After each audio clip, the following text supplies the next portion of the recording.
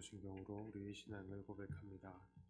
전능하사 천지를 만드신 하나님 아버지를 내가 믿사오며 그 외아들 우리 주 예수 그리스도를 믿사오니 이는 성령으로 잉태하사 동정녀 마리아에게 나시고 본디오 빌라도에게 고난을 받으사 십자가에 못 박혀 죽으시고 장사한 지 사흘 만에 죽은 자 가운데서 다시 살아나시며 하늘에 오르사 전능하신 하나님 우편에 앉아 계시다가 저리로서 산자와 죽은 자를 심판하러 오시리라.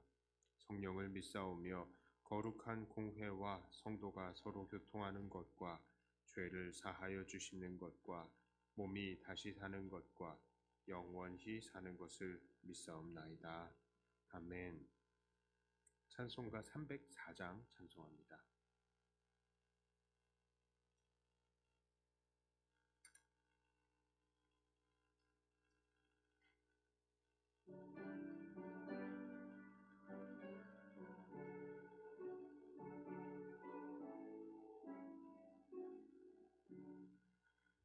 크신 하나님의 사랑 말로 다 형용 못하네.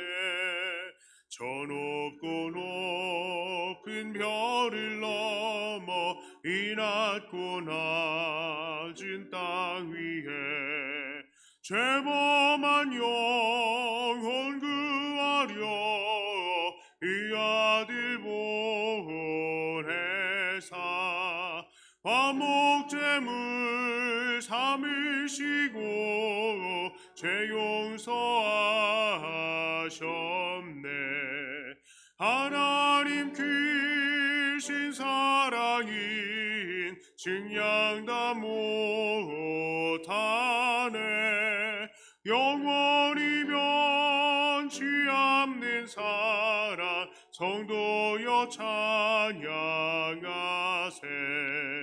외로운 시절 지나가고 땅 위에 영화쇠할 때 주 믿지 않던 영혼들은 큰 소리 외쳐 울어도 주 믿는 성도들에게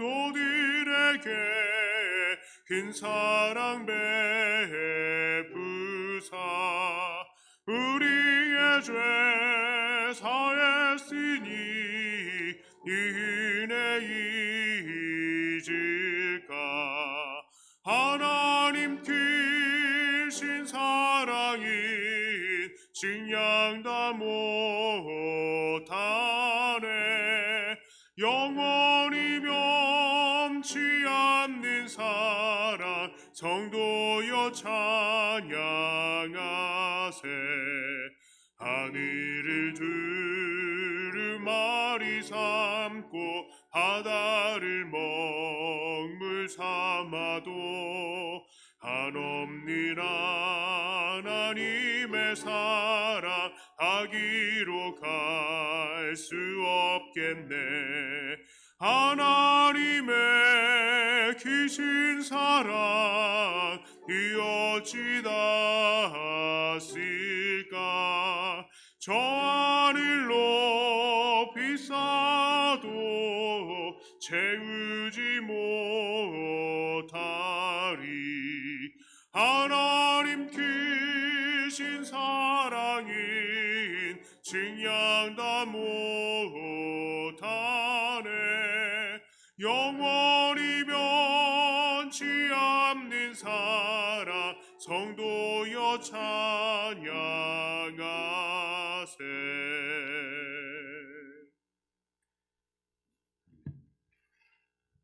하나님 말씀은 이사야 39장 1절부터 8절까지의 말씀입니다.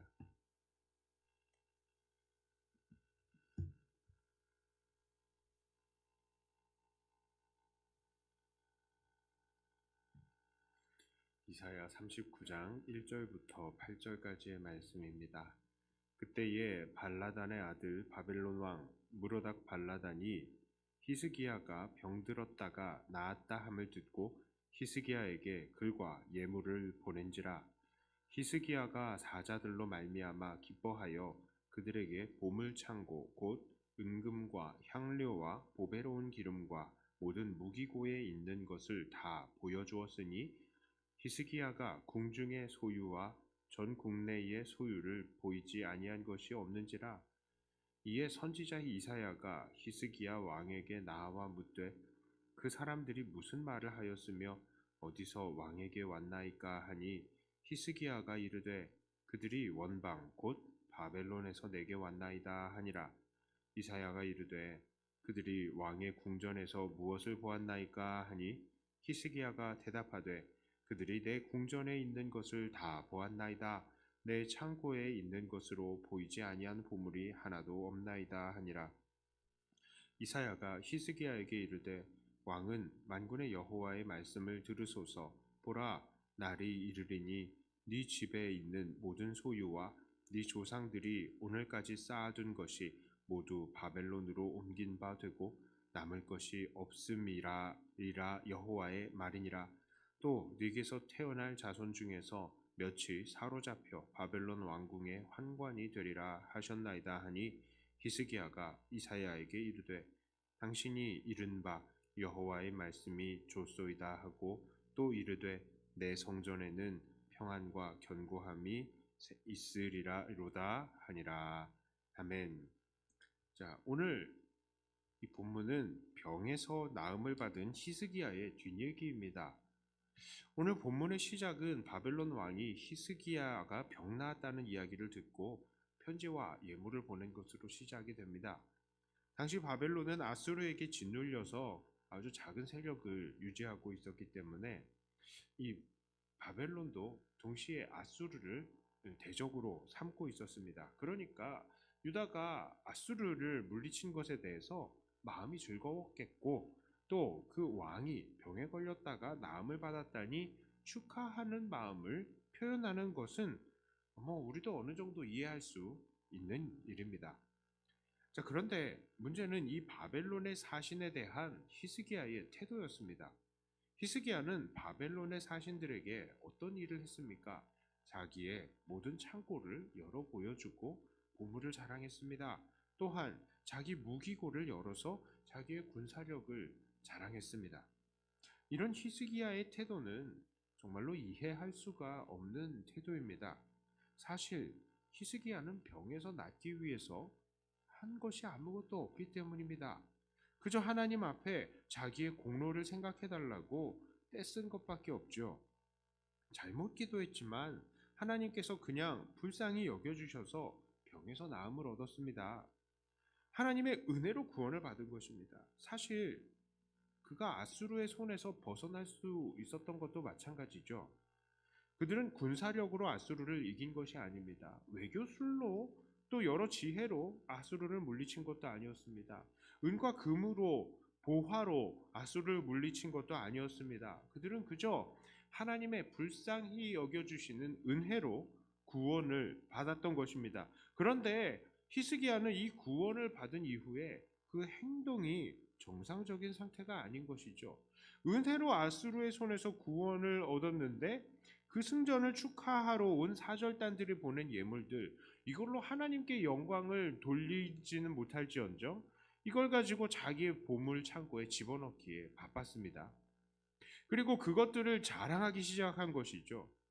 게다가 이제는 은혜로 병고침을 받았는데 그 병고침을 축하하러 온 사람들에게 자기를 낫게 해준 하나님을 자랑하고 높여야 하는 것이 마땅한 이 히스기야가 자기가 모아온 보물들, 다른 나라들이 보내온 선물들, 그거 자랑하는 것입니다.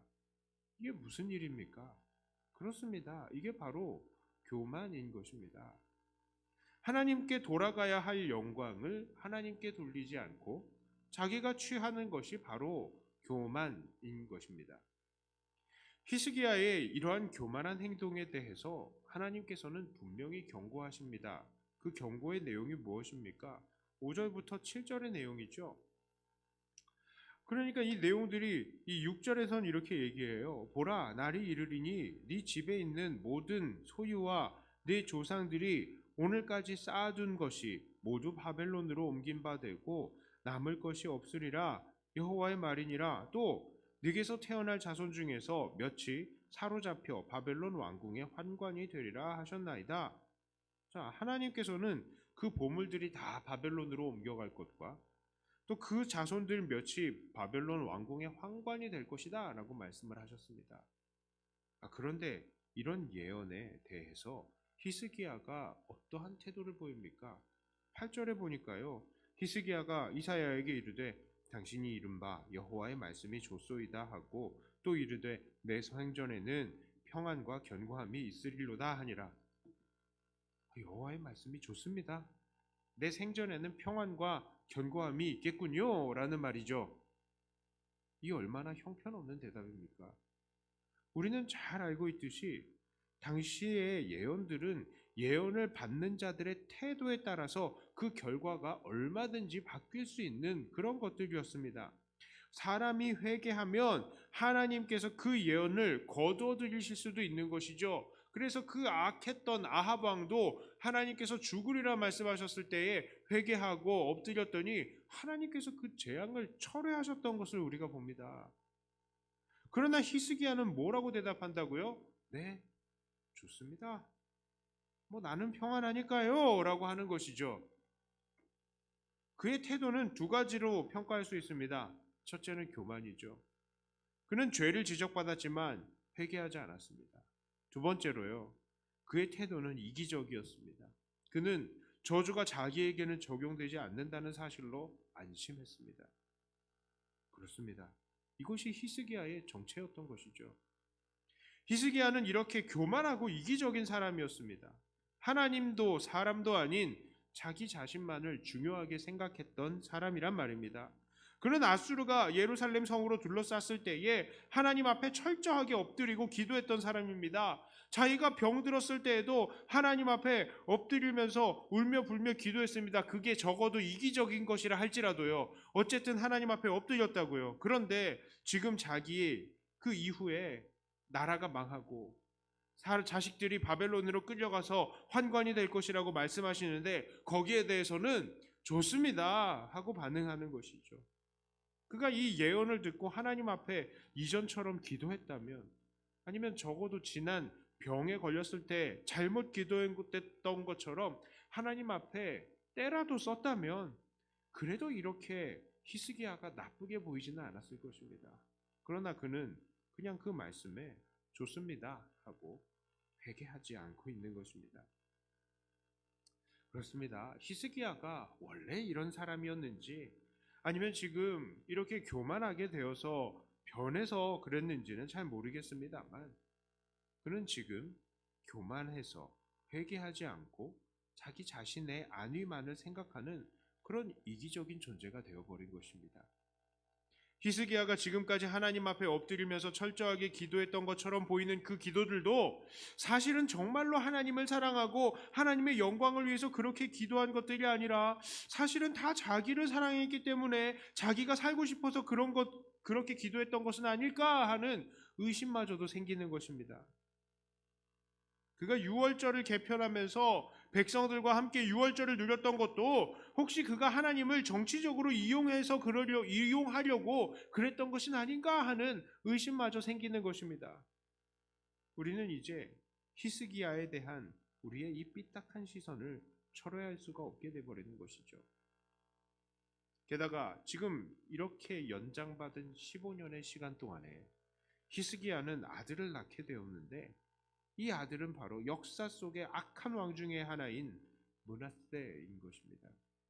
우리는 이 므낫세가 왜 이렇게 악한 왕이 되었는지 그 이유도 알 수 있을 것 같습니다. 이것이 다 교만하고 이기적인 아버지를 닮아서 그런 것 아니겠습니까? 우리는 이제 이 말씀을 통해서 우리를 돌아보아야 하겠습니다. 오늘 말씀은 우리에게 무엇을 경고합니까? 그렇습니다. 구원받은 자는요, 어떠한 태도를 보이면서 살아야 하는가인 것입니다. 히스기야는 은혜로 15년의 세월을 덤으로 얻었습니다. 그런데 그 구원받은 삶을 그는 아주 형편없이 보내고 있는 것입니다. 그가 그냥 15년을 더 살지 않고 죽어버렸더라면 이렇게 욕을 먹진 않았을 것입니다. 그는 역사의 선환왕으로 기록이 되었겠지요. 그러나 그가 구원받은 이후 15년의 삶을 엉망으로 살게 되니 결국 유다가 망하는 빌미를 제공하게 된 것입니다. 그렇다면 오늘 우리는 구원받은 자로서 어떻게 살아야 합니까? 첫째로 우리는 하나님만을 자랑하면서 살아야 합니다. 히스기야가 하나님이 아닌 자기의 능력과 자기의 재물과 군사력을 자랑하고 하나님을 자랑하지 않았던 것은 분명히 하나님의 책망의 대상이 되었습니다. 우리도 다른 사람들에게 우리의 돈 자랑, 자식 자랑, 똑똑한 자랑 이거 이제 그만하시고요. 이제는 우리를 구원하시고 우리에게 지금까지 삶을 허락해 주신 하나님을 자랑하는 사람이 되어야 하겠습니다. 나를 나되게 하신 하나님만 자랑하는 것이 바로 구원받은 우리들의 합당한 삶인 것입니다. 두 번째로 우리는 회개하는 데에 재빠른 사람이 되어야 합니다. 우리가 살면서 죄를 지을 수 있죠. 그러나 죄를 경고하는 자리에서 교만해서는 안 됩니다. 우리는 죄를 깨닫는 그 순간 하나님 앞에 재빨리 나와서 엎드려야 합니다. 얼른 회개하면서 얼른 우리의 삶을 고쳐나가야 합니다. 히스기야처럼 좋습니다. 한번 해보세요 하는 그런 태도는 결국 우리를 망하게 만드는 것입니다. 세 번째로 우리는 이웃을 사랑해야 합니다. 히스기야는 정말로 이기적인 사람이었습니다. 그래서 그의 기도도 이기적이었고 자기의 후손들도 생각하지 않았던 것이죠. 그러나 우리는 우리의 죄로 인해서 고통당할 우리의 이웃들과 우리의 후손을 생각해야 합니다. 내가 죄를 지으면요 나만 영향을 끼치는 게 아니라고요. 내 죄 때문에 이 죄의 영향들이 우리의 자녀들, 우리의 이웃들에게 다 퍼져나가는 것이죠. 저 목사가 저러네? 오케이, 나도 좀 저렇게 죄 지어도 되겠다. 그런 생각들이 퍼져나가는 죄악은 정말로 전염병처럼 퍼지는 것입니다. 그러니 나의 이 한 명의 죄악이 책임이 있는 거예요. 그러므로 우리는 우리의 죄로 인해서 나중에 영향을 받고 고통을 당할 우리의 이웃들과 후손에 대해서 생각해야 됩니다. 그리고 이제는 그들에게 죄의 영향이 아니라 선한 영향력이 끼쳐질 수 있도록 노력해야 되는 것입니다. 자, 이제 말씀을 맺겠습니다. 히스기야는 처음 등장은 아주 멋있었지만 그 이후로는 점점 더 악한 삶을 살게 되었던 사람입니다. 교만하여서 하나님을 자랑하지 않고 결국 경고 앞에서도 회개하지 않으며 자기만 재앙을 피하면 된다고 생각했습니다. 이것은 은혜로 구원을 받은 사람의 합당한 삶이 아닙니다. 그러므로 은혜로 구원받은 우리들은 철저히 하나님만 자랑하고 겸손하게 하나님 앞에 회개하기에 재빠르며 이웃에게 선한 영향력만 끼치는 사람들이 되어야 하겠습니다. 이렇게 해가 거듭하면 거듭할수록 더욱더 하나님의 기쁨의 삶이 되시는 저와 여러분들이 다 되시기를 주님의 이름으로 축복합니다. 기도합니다. 하나님 아버지, 구원받은 자의 삶은 정말 철저하게 하나님 앞에 겸손하고 하나님만을 자랑하고 또 정말로 철저하게 회개하고 또한 철저하게 이웃에게 선한 영향력을 끼치는 삶이라는 것을 다시 한번 생각해 보았습니다. 참으로 우리의 삶도 히스기야처럼 거저 얻은 삶인데 다 죽었던 자들이 주님으로 인해서 생명을 받았는데 이 생명 정말 구원받은 자답게 살게 하여 주시고 우리의 죄악된 삶으로 인하여서 오히려 하나님께 그리고 이웃에게 그저 폐만 끼치는 그런 모습은 우리가 갖지 않게 하여 주시옵소서. 정말 온전하게 겸손하고 철저하게 하나님 앞에 엎드리고 늘 아버지 하나님 사랑, 이웃 사랑에 충성하는 우리들이 되게 하여 주시옵소서. 하나님, 우리 모든 백동교회 성도님들이 이렇게 구원받은 자다운 삶, 그런 합당한 삶을 삶으로 하나님의 기쁨, 사람의 기쁨이 되게 하여 주시옵소서. 특별히 하나님, 우리의 이 모든 교회 사람들에게 하나님께서 은혜를 주시되 날마다 이들이 은혜의 겨운 삶, 하나님을 향한 사랑과 감사와 찬양이 넘치는 삶이 되게 해주시고, 이웃들에게는 섬김과 사랑, 베품이 넘치는 삶이 되게 하여 주시옵소서. 특별히 연약한 지체들 하나님께서 붙드시고 구원하시고 새롭게 하여 주시옵소서. 하나님, 우리 귀한 성도님들은 다시 건강을 얻으면 더욱더 하나님 앞에 충성할 그런 사람들 아니겠습니까? 하나님, 이들도 더 하나님 앞에 이전보다 더 열심히 충성할 것들을 소망하면서 하나님께 건강을 구하고 또 건강 얻은 이후로 더 그렇게 살 수 있는 주님의 귀한 일꾼들 되게 하여 주시옵소서. 하나님, 우리의 이 어려운 환경들 속에서도 주님을 여전히 붙들고 믿을 수 있게 해주셔서 감사합니다. 하나님께서 여러 환경들 더 열어주시어서 더 하나님 앞에 풍성히 예배드리고도 정말 우리가 감사할 수 있는 그런 환경 우리에게 붙들어 주시고 공급하여 주시옵소서. 이제 기도합니다. 이 기도의 모든 내용들이 더 주님을 알아가고 주님을 닮아가는 그런 시간에 되는 이 기도의 시간이 되게 해주시옵소서. 감사드리며 우리 주 예수님 이름으로 기도드리옵나이다. 아멘.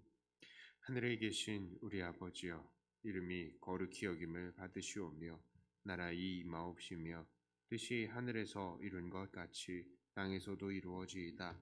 오늘날 우리에게 일용할 양식을 주옵시고 우리가 우리에게 죄 지은 자를 사하여 준 것 같이 우리 죄를 사하여 주옵시고 우리를 시험에 들게 하지 마옵시고 다만 악에서 구하옵소서.